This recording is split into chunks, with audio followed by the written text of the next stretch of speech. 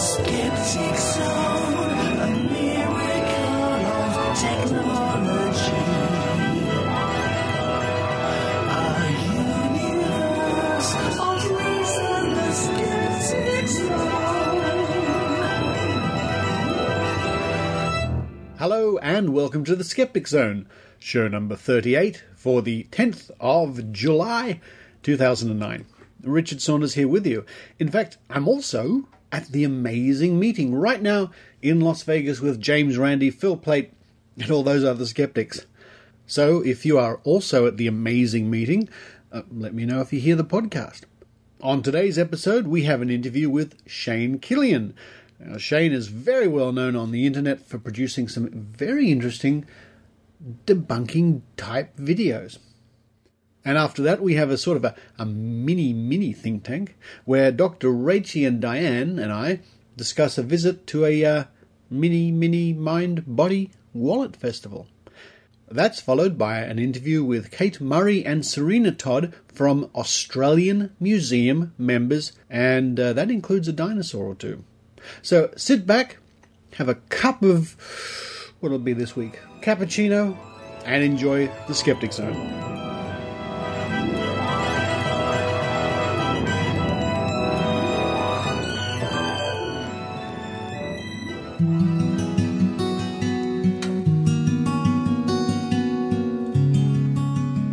Shane Killian is a graphic designer, a business owner, and a single father of two.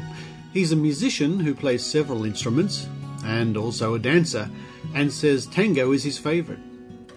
He's also a skeptic and spends some of his spare time making YouTube videos debunking misinformation wherever he finds it.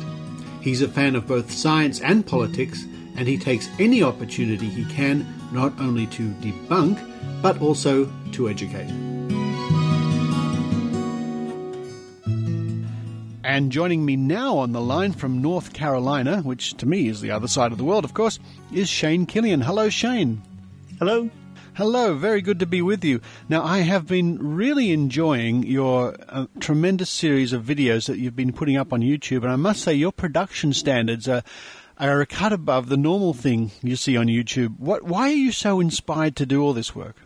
Well, there are a lot of reasons. Obviously, I have all this information in my head and all of these opinions I'd like to get out.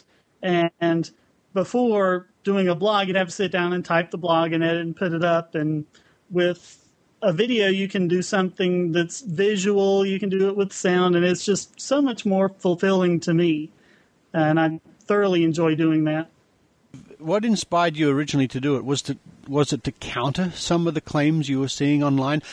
Yeah, I've been involved in the creationism debate for something like 20 years on talk.origins and sci.skeptic over on Usenet, and it's kind of grown from there. And I think I've learned more science doing that than I ever learned in any science class. It's just amazing. And I started doing videos about 2.5 years ago. I'd had an accident, and I had to be in the hospital bed in a wheelchair for a while, and so for a while, there was kind of like my only link with the outside world. And so I started doing videos and really started getting into doing that. And I think my first debunking was of an astrologer, James Young. That might have been my first one. And he made a few videos. He made one where he tried to rebut James Randi and one where he tried to rebut Bill Nye and a couple of others. And so I decided to go after him, and that kind of started something that's become a bit of a mild obsession. I think so, but I'm glad it is in a way because they are very interesting videos, and you do put time into making them look quite good, I think, using some keying effects and some very interesting slow motion effects, specifically when you talk about the gravity on the moon and the 1/6 gravity. Can you tell me a little bit more about that? Yeah, I believe you're talking about when I was debating one aspect of the moon hoax with a guy named Jarrah White. And I was trying to prove to him what you can easily show mathematically. The gravity on Earth is about 6 times that of the moon. and the square root of 6 is about 2.46. And so that is about the ratio of the levels of free fall. If you drop something on the moon, it'll take about 2.46 times longer to hit the ground than it will on Earth. And Gerald White was saying that that wasn't true, that it was 150%, and I was saying it was 246%. So I did, we had a piece of video of, I believe it was John Young, I forget which Apollo mission that was, 15, I think. But anyway, he did this jump salute where he jumped up in the air and saluted, and the other guy took the picture. And there's video of that, sort of from behind, and you can see sort of how high he jumps. And so what I did was I dropped a weight from that same height. And then that gave me a video that I could use. You take the moon video and you speed it up 246%, and they both fall at the same rate. You take mine and you slow it down the appropriate amount, they both fall at the same rate. Uh-huh. And he's still going on about it. He still doesn't accept it.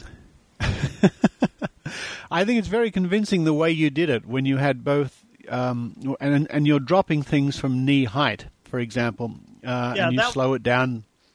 Right, that was about how high he jumped.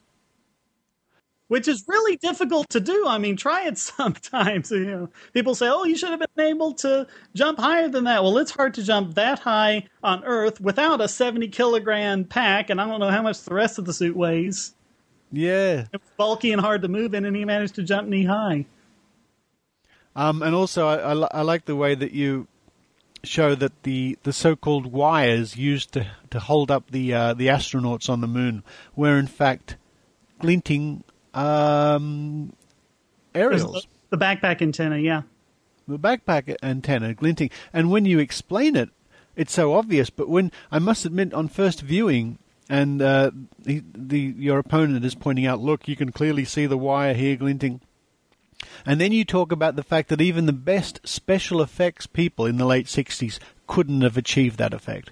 Talking specifically about the guy from, what was it, a 2001 A Space Odyssey? 2001 A Space Odyssey. Douglas Trumbull was the special effects supervisor, and what he did was when you see the scenes of them floating around in zero-G, the camera is like on or near the ground pointing upward. So even though it may look like it's shooting from the side, the whole set is to the side, the camera's pointing upward, the actor's hanging down, and then the cable is then behind the actor. So you don't have to worry about hiding it. Right. So, okay, yes, that makes it clear. I understand that now. So, but for Hollywood in the late 60s to have removed wires from frames and things was simply out of the question. They didn't have that technology.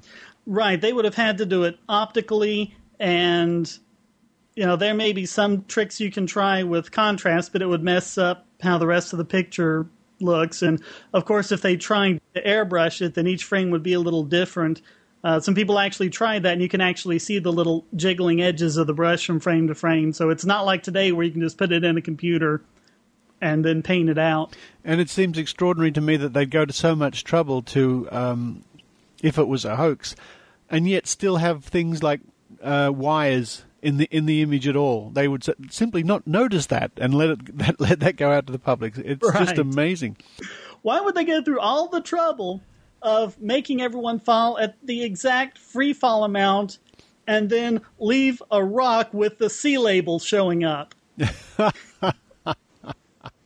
Absolutely right. Yeah, it is crazy, but people still buying into it. It's amazing. So you obviously have an enormous amount of fun with those videos, and as I said before, you do put some time into the production values because you use lots of backdrops and all slowing down and speeding up and inserts and all sorts of things. And you also have a good series about creationism, which I quite enjoy. What's next? Are you planning some more videos? I'm planning more episodes of Bogosity, but it's extremely difficult to make. So those are probably going to be somewhere on the level of 6 episodes a year. And I usually make 3 at a time. Right now, I've kind of got it on hold because I'm working on a DVD of the first 6. Are you reshooting, or are you just going to use what you've shot already? No, there's a bit of reshooting and a little bit of remastering and some corrections that I have to do. But it's pretty much the episodes as they are, but there are going to be commentaries, there are going to be some special features, and so there's going to be some extra stuff on there. Oh, I look forward to that. That'll be fantastic because your videos are so enjoyable. Now, for our listeners who want to visit your YouTube site, where do they head to? That would be youtube.com/ShaneDK, SHANEDK. Excellent, excellent. So everybody, after you've listened to the Skeptic Zone today, have a look at those videos. They're really very interesting videos. Now, I want to talk briefly about something which many Australians are unaware of, simply because we don't seem to have a similar thing in this country, is your involvement with the Libertarian Party. Is it a party? Yes, it's a party. Can you tell our listeners, fill them in a little bit about the philosophy and the thinking behind that? Well, I probably have to go back to the founding of the country because obviously in the Revolution, we overthrew King George, and people were very, very leery about a central power because they didn't want to just replace one tyrant with another. And so they made a very, very limited government. And if you read our Constitution, there's a part in there, it's Article 1, Section 8, where it's just a list of things the federal government can do, and there aren't many. And, yeah. I mean, of course, they couldn't foresee things like a space program and things like that, but really just a lot of the things that people think are functions of government are things they're not really supposed to be doing under the Constitution. And so many people think that our government has just gone out of control, and you can see some of this in my videos. And in fact, in episode 4 of Bogosity, there's actually footage of a raid on a South Carolina high school. They did a drug raid and didn't find any drugs, but I mean, they had all these students, laid down on the sides of the hallways, and the police actually had their guns drawn, pointed at the students. And so many of us are just thinking that this has just gotten way, way out of control, that about the only way you can prevent the abuse of power is to take away the power to abuse. And so we believe that government should be limited to a few functions: police, national defense, the court system, and pretty much let society take care of everything else. I see. So is that more a federal issue you're worried about, or more locally state issues? Well, it's all of it. The party works on all levels. The National Party, of course, is concerned with national elections, and most of our national elections are actually state elections because the states have their own senators and representatives, and the states actually elect the presidents. Each state is allotted a certain number of electors. So really, they're all state elections. But yeah, we're worried about federal levels, and we're worried about state and local levels. Anytime we think government has gone beyond the basic defense and protection and safety of society. Oh, I see. Yeah, I don't think we quite have something like that in Australia, although there are all sorts of political parties and lobby groups in here, and there may well be some people here with a similar sort of outlook to the libertarians. Maybe there'll be a branch here. Who knows? Maybe. There are others popping up. I keep hearing all over the world. There's a couple that are forming in South America and other places, so who knows? With so many different areas of interest you have in your online presence, do you receive much feedback, good and bad? Good, bad, and ugly. I don't want to get into a lot of it right now because it's so recent. The wounds are pretty deep, but I've got a couple of users basically who couldn't refute what I said, so they've made a couple of very vicious videos trying to expose me as a racist. Oh, dear. And that, understand, I grew up in the South. I grew up with the Ku Klux Klan. There was one point when I was living in Greensboro, the Klan murdered a family living 2 apartment buildings down from me. So that's a very personal thing for me, and I have not taken it well. But yeah, so instead of maybe attacking your arguments like any decent person would, right. We have people trying to attack other aspects which aren't relevant to the points you make in your videos. For example, if someone disagrees with you about your creationism videos or your moon hoax videos, instead of attacking the points, they'll do something else. That's not unheard of. Yeah, one of the points was, this was one of my political videos, and I was pointing out that there's a lot of things that our government is doing in this country that holds down minorities. And they're not necessarily things that have passed with, some racist person in the government saying, I'm going to do this. And no, it's mostly unintended consequences. But one was the licensing laws. Most states have licensing laws about cosmetology. And it's mostly something a lot of us here called corporatism, where you're making laws that favor the existing businesses and the big corporations, making it difficult for people to form startups and compete with them. And what's happening is, in a lot of cities all over America, you have so much of a disproportionate representative of blacks in impoverished areas. We still have that even here in the 21st century, and it's a crying shame. But a lot of them have been trying to start up their own businesses, and they run afoul of these licensing laws. And the example I used was of young black women doing hair braiding, and they'd set up a hair braiding business, and then the government would come in and shut them down because they didn't have a cosmetology license, and they'd have to spend all this money and take 4,000 hours of classes, and of course there's no way they can afford to do that. Well, this one guy took that and said that I was saying that was the only skill they had and their only choice. And no, of course I wasn't. It was just an example. That when you do have strong opinions and you're debating people online, you're bound to get people criticizing you and praising you at the same time. I hope you get some good comments too. Oh, absolutely. I've got enough of a good subscriber base.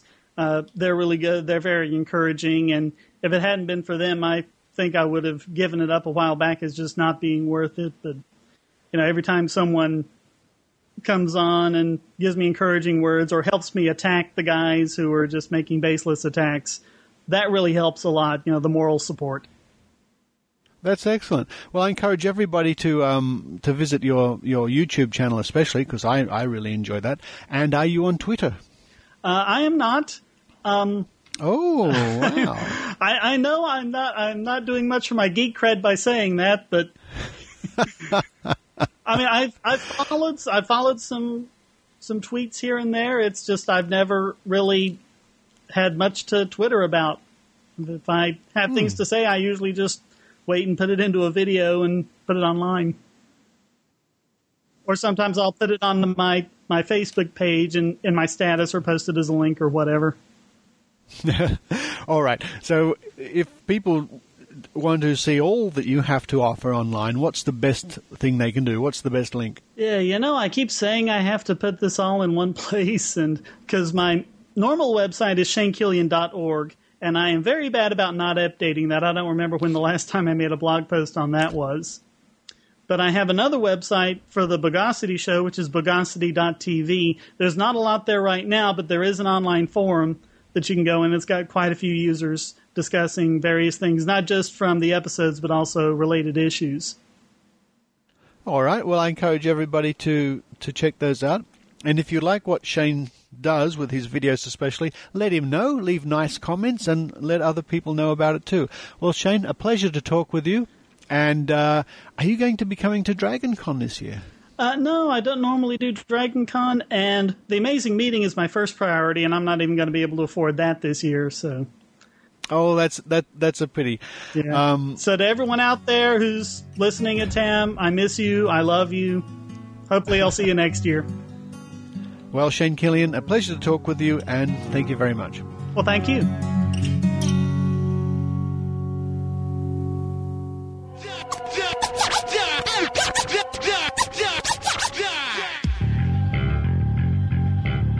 Hi, I'm Theo Clark, host and producer of the podcast Hunting Humbug 101. Each week I'm joined by my father, Jeff Clark, and we discuss a particular logical fallacy with real-life examples of fallacies from pseudoscience, science misconceptions, politics, philosophy and the media. Hunting Humbug 101 is a companion podcast to our book, Humbug, The Skeptic's Field Guide to Spotting Fallacies in Thinking. You can download them and subscribe to our podcast, obtain a free copy of the ebook version of our book, Humbug, and see many more real examples of fallacious reasoning at our website, www.skepticsfieldguide.com. Now, let's all get back to enjoying the zone.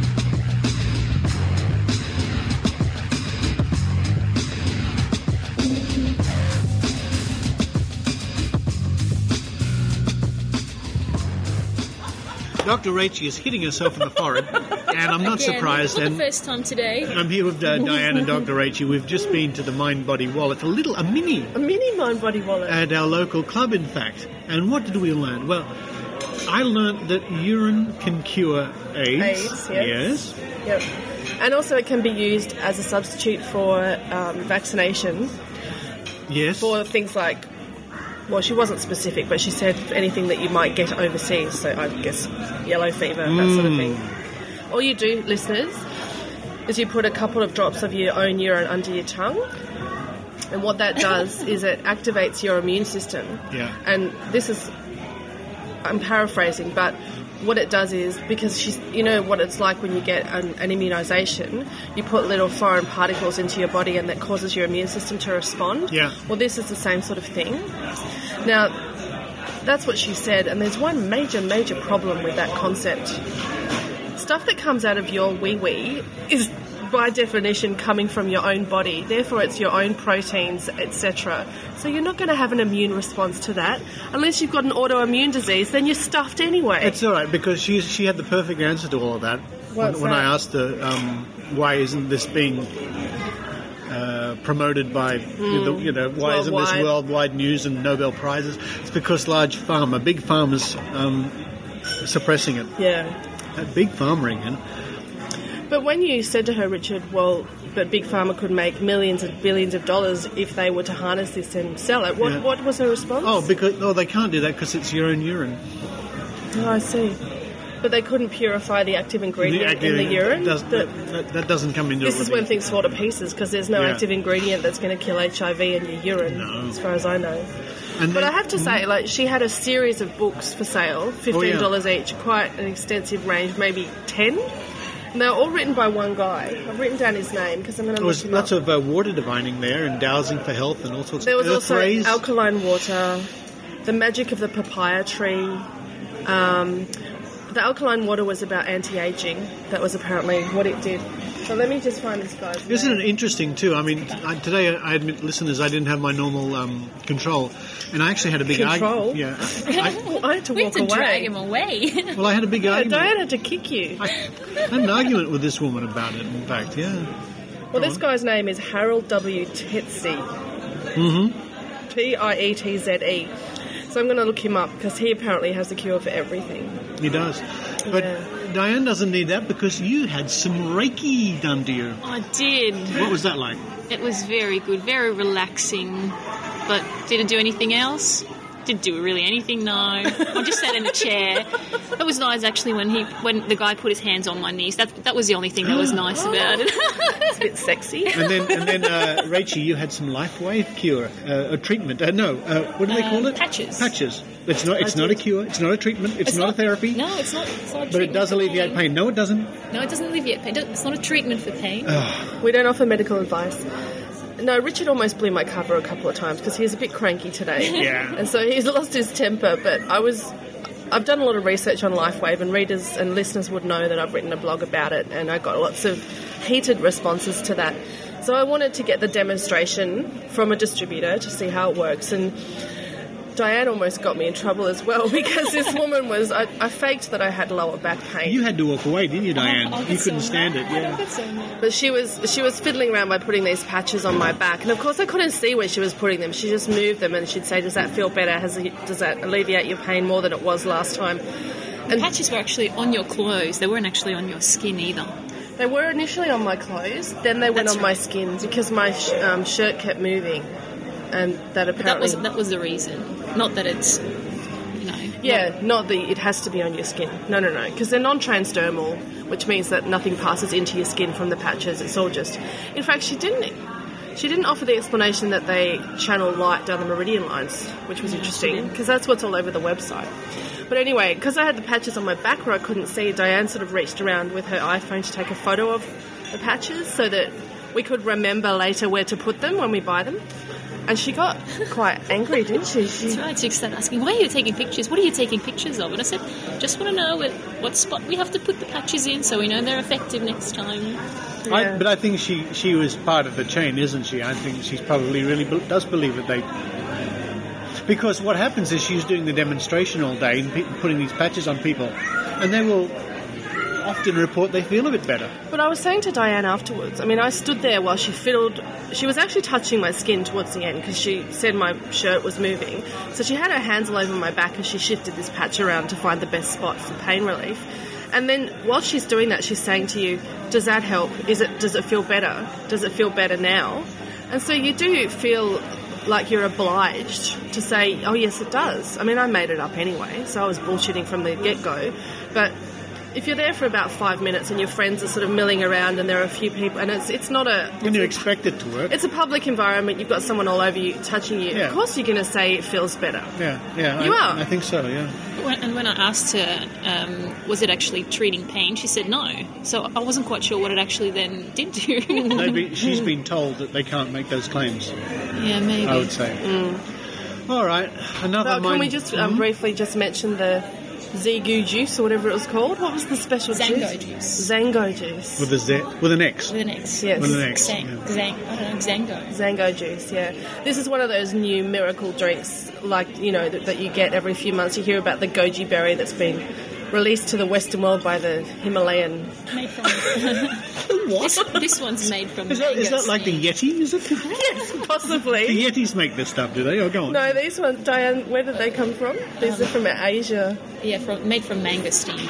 Yeah, mangosteen, which is the fruit, and it's encased in a hard sort of casing, and there's a soft fruit inside, but it's the whole kit and caboodle is crushed up to make this amazing antioxidant, cures everything, blah, blah. And she had a book on... there it is. There it is. I've got a little packet here. Diane got a sample size of Xango. Xango. Xango, folks. Mangosteen beverage. Yeah, and it's in French as well. It says boisson au mangosteen. But she had a book which is written by a doctor, a physician, who is also, interestingly, a chiropractor. He called himself a chiropractor physician. Yeah, and he... All over the literature it said doctor, but not doctor of chiropractic, so misleading. And he had 82 different things that this stuff would alleviate and or cure. Only 82? 82, yeah. What an interesting thing it is to come to these. Now, if we both look over, all three of us, look over towards the bar there. See the bar? See, right now, I'm not... She's expecting me to nick something off her plate. And see, at the very end, there's a machine dispensing something. Can you tell me what the big sign says? Nuts. Nuts. And I think that sums it up for today. Thank you, Dr. H. Thanks, Richard. Thank you, Diane. Thank you. Nuts.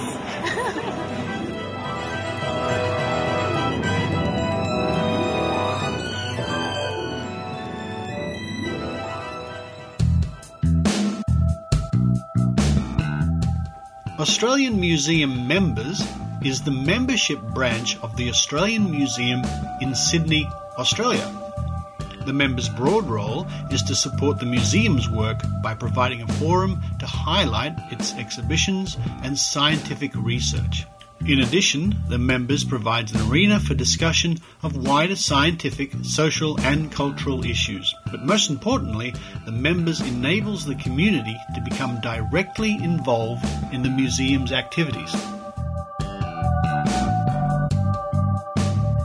And I'm here now at the Office of Australian Museum Members, and I'm speaking with Kate Murray, who's the Executive Officer, and Serena Todd, who's the Events Coordinator. Hello.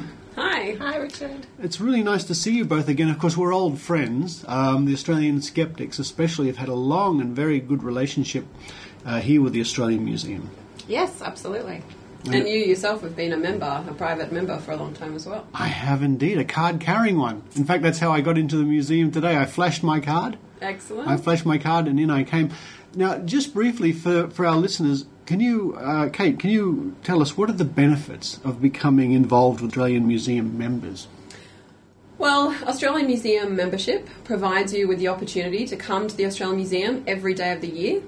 You get to come to all of our events. You get advance notice for all of those, discounts for all of those.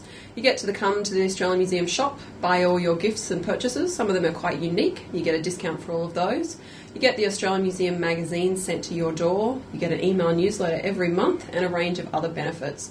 The other really important thing about membership is that it's supporting Australia's first museum to continue its good work. So through Australian Museum members, we gave $100,000 to the new museum Dinosaur Gallery just last year.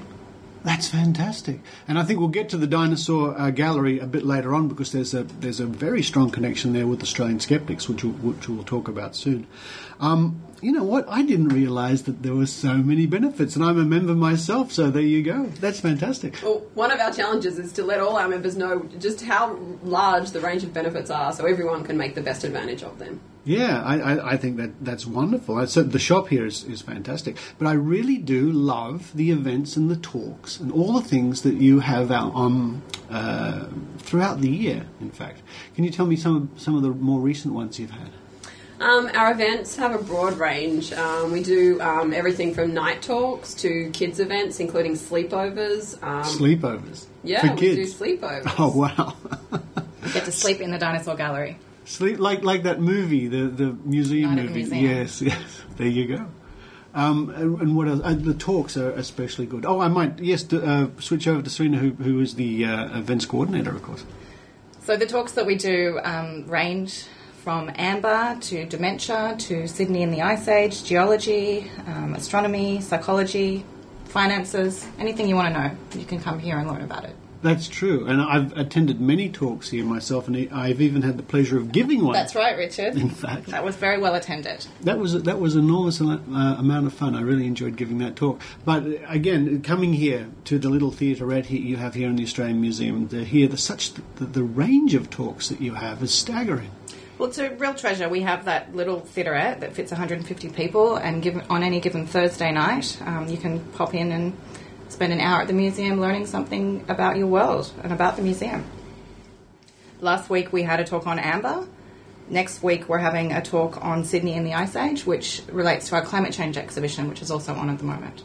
It's hard to imagine, isn't it? Sydney in the Ice Age. Yes. Well, that's what you come here to find out. That's what you come here to find out.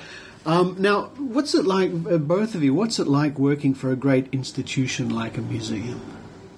Well, from my perspective, I love working at the Australian Museum. It's the first museum in Australia, established in approximately 1827, and so we are helping to continue the tradition of that amazing museum. So just in, 1830, when people would come here and this was an amazing place to come, these days it's exactly the same concept, and we're continuing that tradition. Of course, there's new things now. We have some multimedia, we have websites, we have all this extra stuff, but the core essence of the museum is still here, and that's what makes it exciting, because we're continuing on that exciting and rich history. Yeah, and you're having a lot of fun too, Serena, at the same time. Yeah, it's great fun. It's a very prestigious museum, obviously, so when you might invite someone to speak, they're honoured and flattered that you've invited them. So it's a great positioning tool to put together a really good program. It's a good sense of pride working here. I'm sure it is. I mean, I was quite honoured and flattered.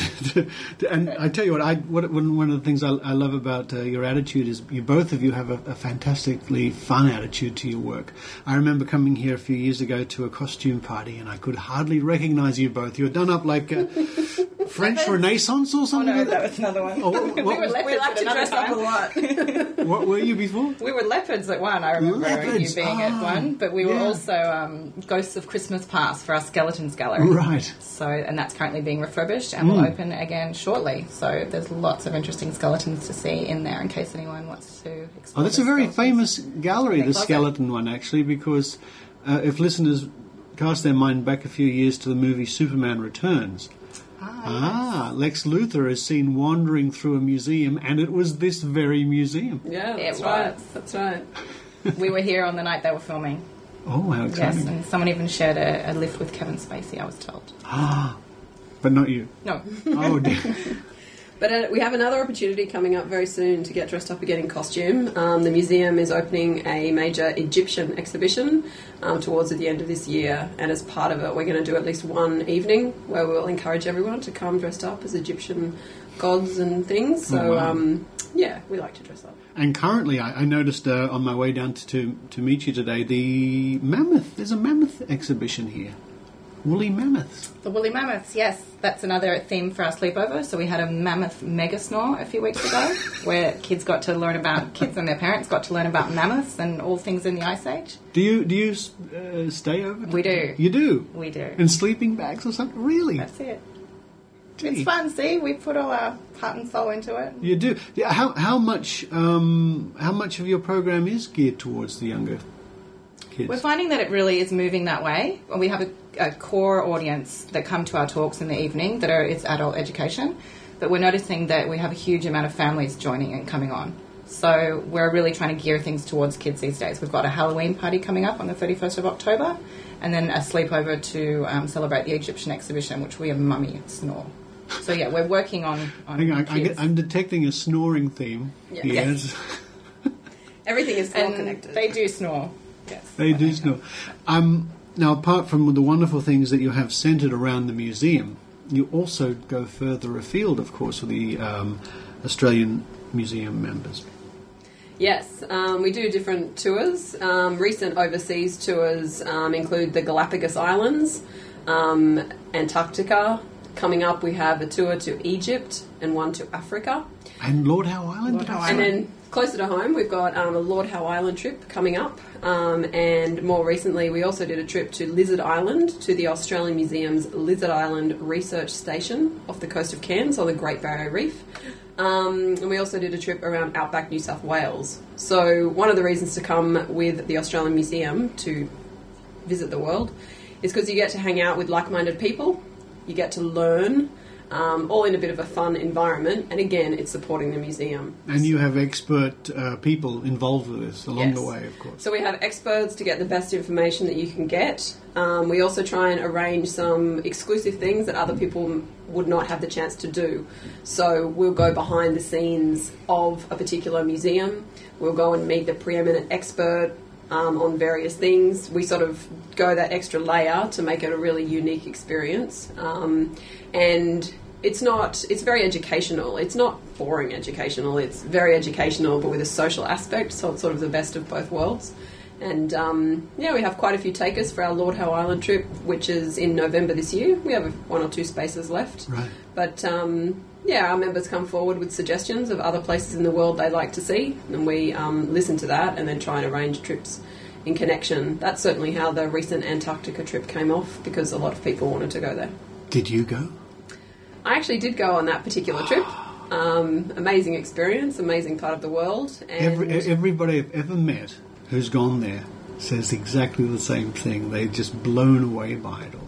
Yeah, it is really amazing. And I mean, the key reason we're here is to allow people to become members of the museum and to support the museum, but to allow them to learn about their world. So part of that process was taking a group of them to Antarctica. And so part of the experience of that, from my perspective, is interacting with those people and being with them as they have that amazing experience. It must be a wonderful feeling of community, of like-minded people, especially on an adventure like that. Yes, and there is a definite community that occurs. A lot of people actually strike up friendships. We've had some people who've come on some of our trips. Serena and I both did explore outback New South Wales, and there were some people who came on that, became friends, and then they came to Lizard Island with us. Oh, wow. So that's another part of Australian Museum members. It's about education and community, but it's also about social interaction. So there's many, many layers to it, and it is a nice little community. We often arrange reunions after the trips. And so it is about that sort of connection. It's not just about numbers and things, it's about people, community and that kind of thing. And the great thing about doing it through the Australian Museum is, once again, the connections. So you would be able to get into many museums overseas or behind the scenes at another museum. It's a great way to make connections and to learn more deeply in the places that you go. You wouldn't just be going to tourist places, you'd be really getting into the really behind the scenes special experiences. Oh, now we've just come upstairs here to the Dinosaur Gallery, ladies. Isn't this fantastic? Yes, it's a great space. The Australian Museum opened this new space just recently, in fact. I think it was last year sometime, from memory. Yes, about 1 year ago. About a year ago. But what a fantastic use of this room up here, up the top of the stairs. And let's have a look at this. A giant dinosaur welcomes us on our arrival. And if we just sneak around the corner here, we can see a huge video display. And if we wait long enough, dinosaurs come and feed at the water, don't they? Yes, they do. This is what happened 95 million years ago at Winton in Queensland. Oh, I've been there. Actually, yeah, I've been there. I've seen the tracks. It's fascinating. All sorts of fossils. There's things for people to look at and touch and feel, which is really important. I think a lot of kids would love to do that. It's a great use of space, and it's obviously a heritage gallery that was concealed before, so all the cladding that had concealed all the heritage features have been pulled off. So it's really nice with the building and the dinosaurs. Now, they like it here. Now, the Australian Museum, of course, as you were saying before. Hello.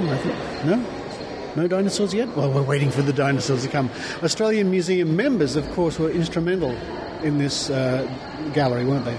Yes, we provided $100,000 towards this gallery. We have a long tradition of providing as much support to the Australian Museum as we can, and $100,000 to this new Dinosaurs Gallery was our most recent contribution. It's just money well spent. It's so interesting and such a Oh, thunder and lightning. Here comes something. Wait a minute. There's a giant video display in front of us. It's like an ancient sort of creek or river or lake. And we're just... It's all over a wall here at the gallery, and we're just waiting for the dinosaurs to come. The anticipation. But while we're waiting for the dinosaurs to come, if we step over this way a bit and we look up, my goodness me, look at that. Oh, there's the feathered one. It's a feathered dinosaur. Now, I had to have a look at this and a mention of this because the feathered dinosaurs here were actually originally sponsored by Australian skeptics. Really? Yeah. So that's our little contribution to this wonderful gallery. And every time I come here, I always have a good look at the old feathered dinosaurs. Doesn't that look fantastic? He looks like he's just about to jump down and eat you, in fact. Well, thank you very much for that. That's fantastic. Thank you. Yes, at the time, I remember it was a great pleasure for us to do that. Down here we have some recreations of what it smelt like at the time of the dinosaurs, what kind of plants were around, and some of the smaller dinosaurs, a nest with baby dinosaurs and eggs in it. Oh, yeah. So if you come over here, you can actually smell what it smells like. Smell a dinosaur. Well, that's an interesting concept. So we're just walking around the displays now. Oh, here it is. Smell, Richard? I'll have a little smell. Like? Or you want to have a smell? I'm not sure. Go have a smell. I've never smelled a dinosaur before. What do you think it smelled like? Pine or sort of... He thinks it smells Oh, he thinks it still smells like dinosaurs, yeah? Yes, he does. Do you love dinosaurs? Cool. He does. He's a bit shy. So but it's he got all does. that interaction. You've got Yeah. the scratch and sniff and the visual and the audio. And Discover how they lived, died and survived. Excellent. One last look. Shall we try? Shall we tempt fate and walk around the corner again? you also find out whether or not they come to life Oh. if you do sleep here. Oh, really? Secrets are revealed. We can only hope. Oh, now this is very exciting as we stand here beneath some birds to show that the evolutionary link between dinosaurs and birds. And in about 30 seconds time, we're going to actually see some dinosaurs. Yes, it's about to take place. Oh, everything gets dark. Up it comes.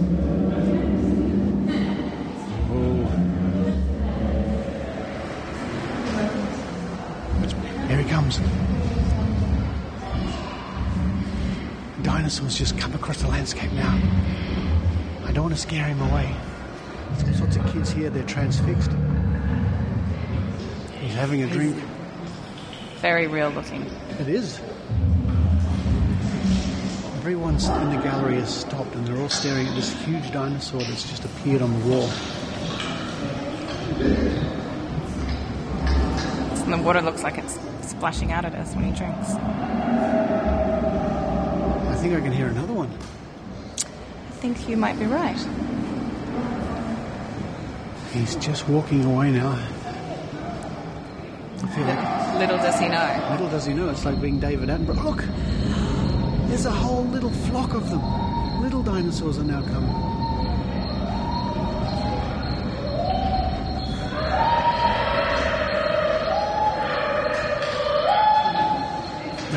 fascinating. There's about 10 of them. They're all striped like tigers.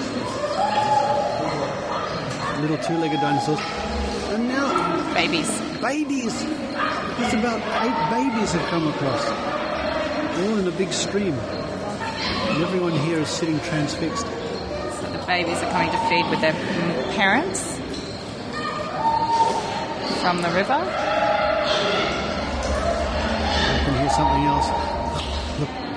Hiding Something's lurking in the bushes. in the bushes. Uh-oh. Uh-oh. Panic. It's a theropod. It's a meat eater. The others are scattering. There's one stuck in the mud. And oh no!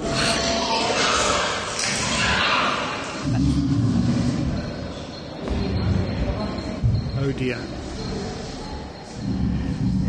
Now he's looking at us.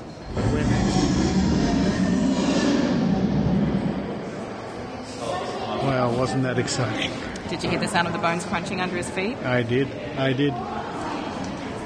We better get out of here, I think, before the next one comes. So, Serena, do you find with Australian Museum members, people have a real sense of belonging and pride, a pride in such a wonderful institution as the Australian Museum? They absolutely do. It's so nice to hear people's comments when they come out of talks and when they just pop into our office or send us an email about how proud they are, and the money that we gave recently to the Dinosaur Gallery, if we just discussed. Yeah. It gives them a huge sense of pride, and it gives their children, their grandchildren pride. They can come here and say, look, my grandparents gave money to get that, and it's just, in time memorial, it's just going to be everlasting.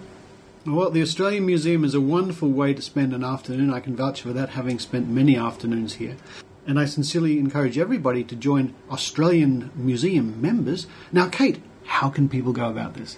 Well, people can join up in a variety of ways. They can certainly call us on 9320-6225 and we can talk them through the process over the phone. Otherwise, they can look on the internet and go through that process. www.australianmuseum.net.au/members. Thank you. Otherwise, you can actually pop into the museum itself, talk to the friendly people at the front desk and mention that you'd like to join up, and they can talk you through that process. There's a variety of different ways to do it. Yeah, last time I came to see you about renewing, I signed up for another 2 years. So excellent. That's how keen I am. Good to hear. Well, look, I can't thank you enough. It's been a wonderful chance to catch up with you both again. Two of my old friends, of course, here at the Australian Museum and Australian Museum members, Kate Murray and Serena Todd, thank you very much for your time. Thank you. Thanks, Richard. Good to see you.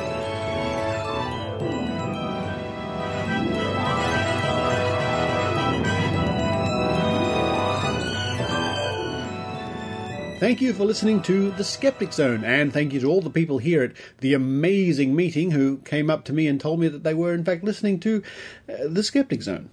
Next week, the full episode's back with the Grain of Salt, Dr. Reggie Reports, and the Think Tank. Until then, it's goodbye from Richard Saunders, signing off from Las Vegas, Nevada.